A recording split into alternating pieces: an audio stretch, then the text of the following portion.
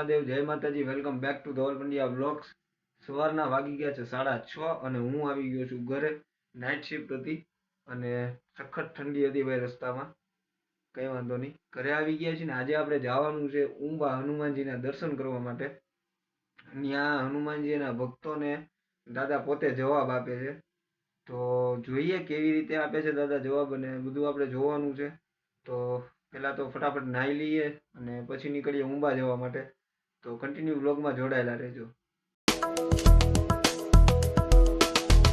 તો નાહી ધોઈને થઈ ગયા છીએ આપણે રેડી, અને મમ્મીના હાથની ચા પીને કમ્પ્લીટ થઈ ગયું છે બધું. તો હવે નીકળીએ ઉંબા જવા માટે. તો ચાલો ઉંબા.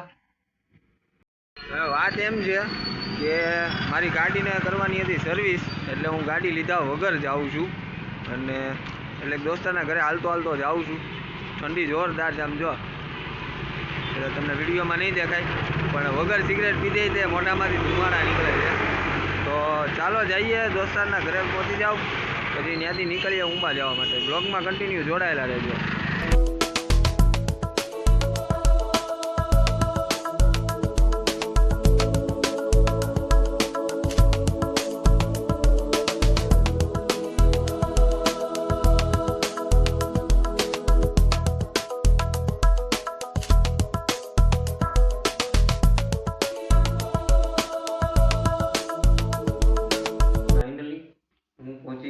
દોસ્તારના ઘરે, અને હવે એક જગ્યાએ એક જણાને પિકઅપ કરવા જવાનું છે, એક લુલાને.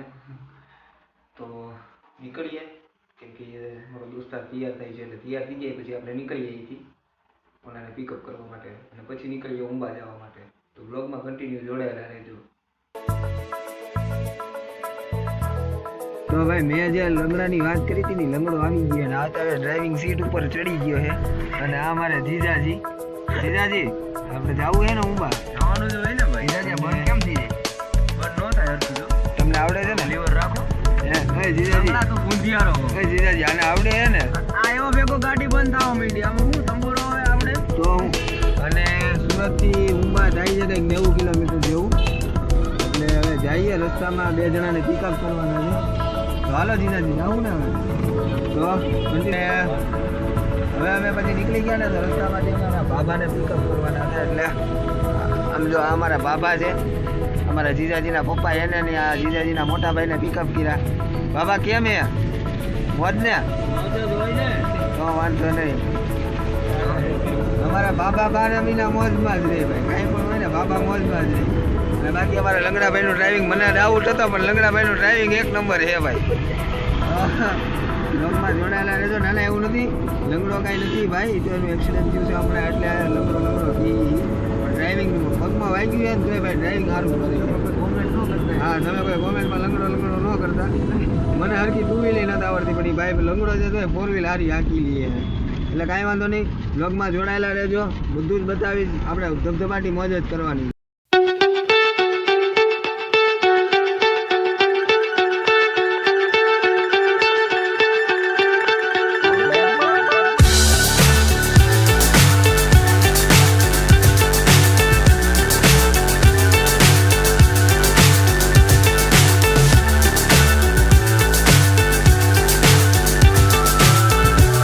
ચા પાણી માટેનો વોલ્ટ લીધો છે, અને અમારી યારે બધા રાહ જોઈને ઊભા છે.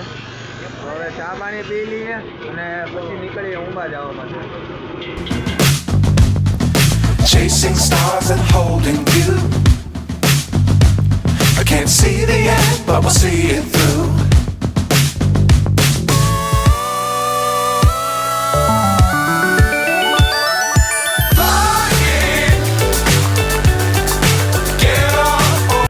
ફાઇનલી બધો રસ્તો પાર કરીને આપણે પહોંચી ગયા છીએ ઉંબા હનુમાનજી મહારાજના મંદિરે. રસ્તામાં થોડોક રસ્તો ઘણો ખરાબ હતો, કાચો રસ્તો હતો, જે મારી પાછળ તમને દેખાય છે ઉંબા હનુમાનજીનું મંદિર છે. અને રસ્તો થોડોક વીક હતો પણ વાંધો ન આવ્યો, એમે ડ્રાઈવર હેવી હતો એટલે આપણે પહોંચી ગયા છીએ. અને ચાલો અંદર જઈને દાદાના દર્શન કરીએ, અને પછી તમને આજુબાજુનો વિસ્તાર બતાવું. જોરદાર લોકેશન છે ભાઈ, અને આજુબાજુમાં એકદમ પ્રાકૃતિક વાતાવરણ છે, મોજ આવી જાય એવી જગ્યા છે.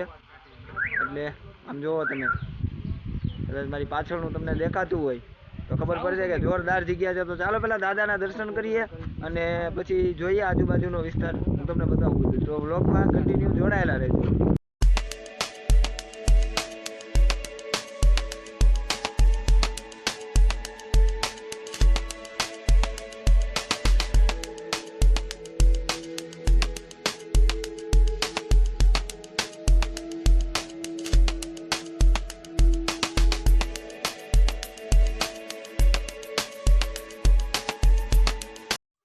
અને એની સૌથી જે મેઇન વાત છે ને એ છે આ મૂર્તિ. આ મૂર્તિને તમારે મનમાં કોઈ પણ સવાલ પૂછવાનો અને પછી કહેવાનું કે જો તમારી હા હોય તો મૂર્તિ ઊંચી થઈ જાય અથવા તો ચોંટી જાય. જો દાદાની રજા હોય તો મૂર્તિ ઊંચી થઈ જાય છે અને જો દાદાની રજા ન હોય તો મૂર્તિ ચોંટેલી રહી છે. એટલે આવી રીતે દાદા અહીંયા કોઈ પણ સવાલના જવાબ આપે છે. અમે 4 કે 5 જણા ગયા હતા. અમે દરેકે અમારા પોતાના જીવનમાં જે કાંઈ પ્રશ્નો હતા એ દાદાને દરેક પ્રશ્નો પૂછ્યા અને દાદાએ અમને એના બધા જ પ્રશ્નોના બહુ મસ્ત રીતે જવાબ આપ્યા હતા. આનું વોઇસ ડબિંગ હું એટલે કરું છું કેમ કે ત્યાં ઘોંઘાટ બહુ હતો એટલે અવાજ સરખો સમજાય એમ હતું નહીં. એટલે પછી આનું છેલ્લે હું વોઇસ ડબિંગ કરું છું.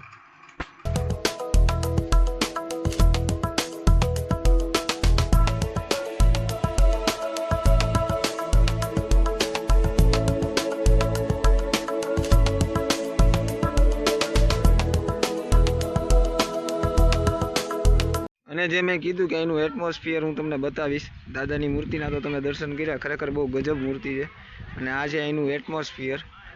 બધી સાઈડ પ્રાકૃતિક વાતાવરણ છે અને ખૂબ જ જોરદાર એવી જગ્યા છે. ખરેખર એક વખત અહીંયા મુલાકાત લેવા જેવી છે. હવે અહીંયાથી નીકળીએ છીએ ઘરે જવા માટે. દાદાના આશીર્વાદ લઈ લીધા છે અને હવે જઈએ સુરત. તો વિડીયો પસંદ આવ્યો હોય તો લાઈક કરી દો, તમારા મિત્રો સાથે શેર કરી દો. કંઈ પણ તમને ભૂલ દેખાણી હોય તો નીચે કોમેન્ટ કરી દો. અને ચેનલમાં નવા છો તો ચેનલને સબસ્ક્રાઈબ કરી દો. અને જીવનમાં જ્યારે પણ એક વખત મોકો મળે તો અહીંની મુલાકાત અવશ્ય લેજો.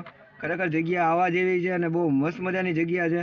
તો મળીશું નવા વિડીયોમાં, નવા ઉત્સાહ, નવા જોશ સાથે. ત્યાં સુધી જય મહાદેવ, જય માતાજી. Thank you. જય શ્રી રામ.